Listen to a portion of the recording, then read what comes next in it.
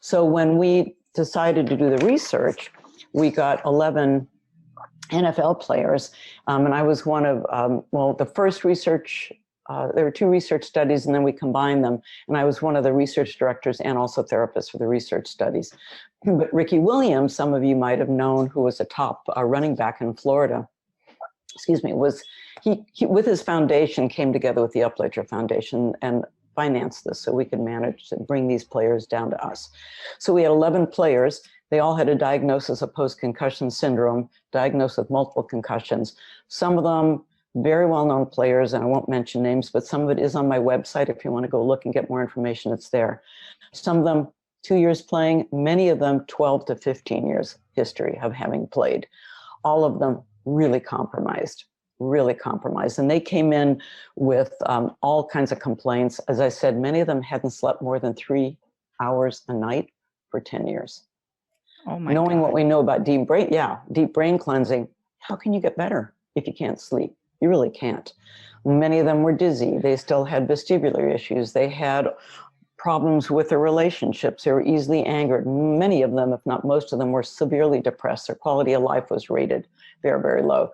So we had a series of tests that we documented, and we documented before and after, and again at 3 months. And we found that there were statistically significant positive changes in cervical range of motion, in memory, in physical reaction time, in quality of life, in headaches, in pain levels, and in sleep. After 10 to 12, these guys were sleeping better. Some of them 4 to 6 hours more. That was huge. And we only treated them twice a day for 5 days. Now, come on. Oh, wow.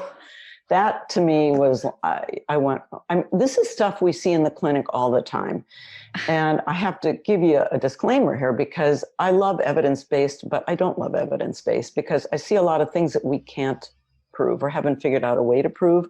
So this was something we attempted to do to give evidence to what we already saw and what we already knew clinically. And please, everyone listening, I know this is a different perspective for many of you, but I want you to be open to it.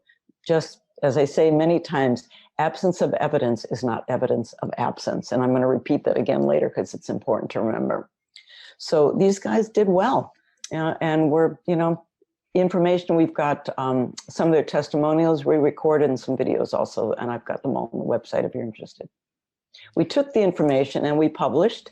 We're accepted for publication in a peer-reviewed journal, Medical Acupuncture, and that was in 2017. So we're proud of that because there's not very many studies. I think we're the only study with craniosacral therapy and concussion, and we've been cited many times, and there's a couple Harvard researchers that use our research. So that's amazing. So I have a question about that. Why are not more people talking about it? Why is this treatment not widely used if you had so many good results? So now that's the tough question. That's what I'm curious to ask you that. It actually is widely used in some circles. So in my circle, everybody knows about it, but I teach, and we teach in 50-something countries, so it really is widely used. I think in the physical therapy community, it can be difficult because of the attachment to what they call evidence-based research, right? That's what we call it. And that was why we went the direction we went, to attempt to give some evidence to what we see clinically all the time. So in concussion therapy, it is widely used. I've lectured all over the country and presented to lots of different groups about our research. And every group, including many of the medical doctors that listened, want to know more. The people are thirsty for it. It's not something that we market. So if you're open to other approaches, you got to take a look. It takes oftentimes a personal experience for someone to understand an approach that's maybe sounding a little bit different, for them to understand the value that it has. But when you understand the full package of what craniosacral therapy or focal energetics brings, then you can begin to understand how deep it goes.